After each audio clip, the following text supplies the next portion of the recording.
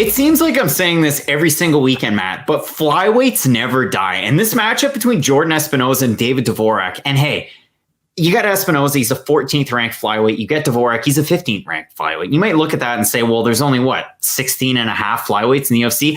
I don't care. I love this fight because Jordan Espinosa, for what it's worth, you know that the wrestling's going to be there. You know he went on a 2-fight skid before his last win. He lost to Matt Schnell, he got finished. He lost to Alex Perez, he got finished. And on his opposite, David Dvorak, what can I say? This guy on the regional scene impressed the hell out of me. And in his fight against a really tough out in Bruno Silva and Matt Silva, a little bit of experience at 35, trains with the Pitbull brothers, Henry Cejudo. I was so excited for that fight, and holy smokes, he was the underdog in that one. He got the win. So what we're going to do, Matt, because this guy is such a special fighter, we're going to throw it back to that prediction for David Dvorak and Bruno Silva, so you can get a bit of a better understanding of just who this guy is. And listen, Matt, this is a really fun fight because David Dvorak is a known finisher. Out of 17 pro wins, 15 wins by finish, 8 by knockout, 7 by submission. Constant forward pressure. If you want to go back and watch a really good fight, it was when he took on Arsen Tajibov back at Octagon 13 this past summer, punched his ticket to the UFC, and I would have to hazard a guess. You had one fighter that was 16-2, one fighter that was 16-3. It's only a matter of time before you faced everybody in your area and you get a shot at a big promotion. So a great win there for David Dvorak. Wins by rear naked choke in the third round. Faced a little bit of adversity, constant forward pressure. All right, Matt. So you get a background on David Dvorak. You know how well-rounded he is. You know that he sets up the grappling with the striking and how impressive those finishes can be. I have to say this, Matt, for Jordan Espinosa, the most strikes that he had in total in any of his UFC fights, it was actually his debut. He had 47 strikes, which also combined for 47 significant strikes in that debut. In his last fight against Mark De La Rosa, and I know you're going to delve into this, this is just the setup. He landed 188 of 254 total strikes for a percentage of 68%. He beat the bejesus out of poor Mark De La Rosa. And the scorecards, 30-26, 30-27, 30-27. He looked amazing in that fight and really flipped the script on the losses to Matt Schnell and Perez. I mean, Matt, what can we make of Jordan Espinosa? Because again, if you look at it, won on Contender Series 2 years ago, really good finish. He beat Eric Shelton, another good wrestler, lost those 2 by finish, and then gets that huge win over Mark De La Rosa.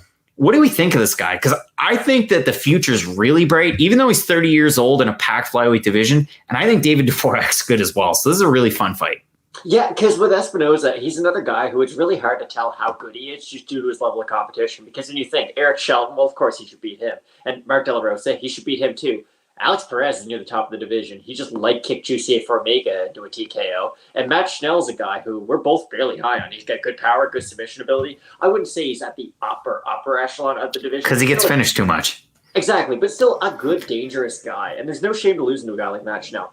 And because what we've seen out of Espinosa is the fact that no matter where the fight goes, he will have success, but those really overwhelming grapplers can kind of get to him over time. And that's really what plays into David Dvorak's skill set. Because with Dvorak, like you would mention, he has really good striking, but it's primarily used to set up his really dominant grappling. And it'll be interesting to see because Espinosa, his last 2 losses are by submission. And Dvorak, not that he's the same level or same submission threat, I wouldn't say, as a Matt Schnell or an Alex Perez. He's more of a controlling kind of ground and pound type fighter, but he's going to have success in a lot of those same areas that those other guys did. So it really comes down to where is David Dvorak? Because if he's at the upper echelon and ready to start fighting those, and this doesn't mean as much for the division, but ready to start fighting those top 10 guys, or does he need a few more fights to fight sort of like the Tim Elliott's, the Mark De La Rosas, and then can we see him up against some of the more upper echelon guys in this division? But I think it's a phenomenal fight, really competitive too, just because of where both guys' skill sets are. And no matter where the fight goes, it should be really entertaining.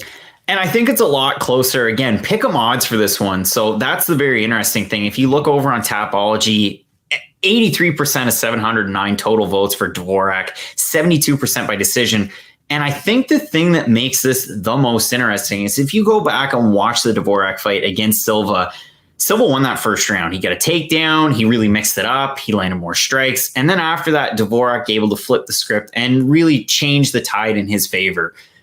Will Jordan Espinosa be able to put a pace on and keep a pace on Dvorak? I think that's the overwhelming question here. Again, if you go back and watch a lot of those regional fights that Dvorak had, you're going to see that he started his career 4-3. and has won his last 14 fights. That's amazing. And I know, Matt, you and I talked about it in that throwback there, the fact that Dvorak having all those fights in the regional scene at a lower weight class, it doesn't necessarily matter level of competition. It does and it doesn't. And he had fought some decent fighters. But the point is, you have all that experience to draw from. It's not often that you see that for a guy that's only 28 years old. I mean, Espinosa 30 in here with that one fight with that one win in his last fight.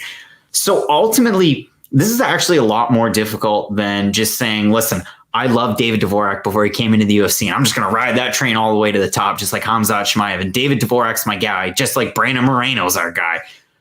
But this is a lot closer fight than those Tapology picks are concerned. I like the odds where they're at, and it's a tough fight for me to pick, actually. So who are you going to go with here?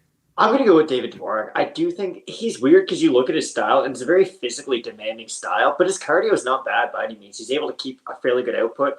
Now, you had mentioned that if Jordan Espinosa can sort of match or exceed Dvorak's output, he might be able to come on strong as the rounds go on. But I don't really see Espinosa as this guy who has such good cardio that he can really use it as a weapon in his fights. So I do think Dvorak, as the fight goes on, those takedowns are going to start to present themselves as Espinosa starts to get tired, and we'll see a lot of top domination from Dvorak.